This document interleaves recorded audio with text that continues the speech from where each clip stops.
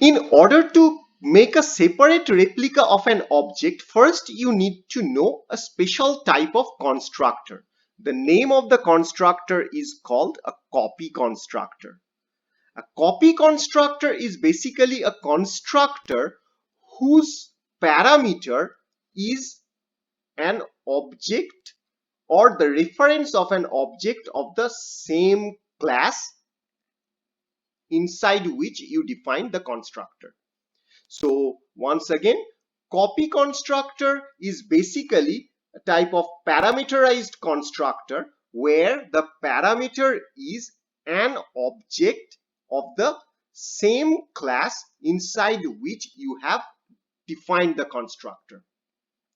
Now, when you will pass the reference to an object inside the copy constructor, then what will happen is the content of this object, like this an object, content of this object will be available inside this copy constructor, inside this copy constructor function. And now you can actually make a separate copy of all the variables of this object or all the different contents of the object in another object. So that's how you can make a copy. Once again, just try to understand.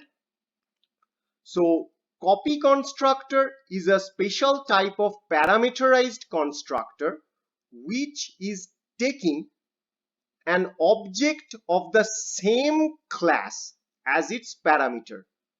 So what will happen is whenever you will call the copy constructor like this, you are passing this object as its parameter or as an argument.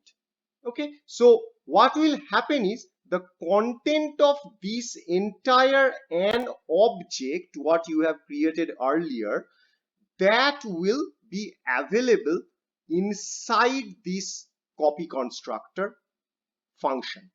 And now inside this function you can write your own code to copy those variables or those contents separately inside another object over here.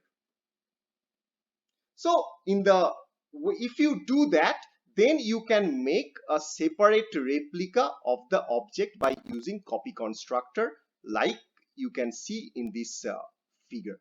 So this is a separate replica of an object in a separate place of the memory, and this is an object. So this is the concept of copy constructor, which is very important in any object-oriented programming language when it comes to making a separate copy of the object. And now in the next video, we are going to illustrate it through a Java demo program.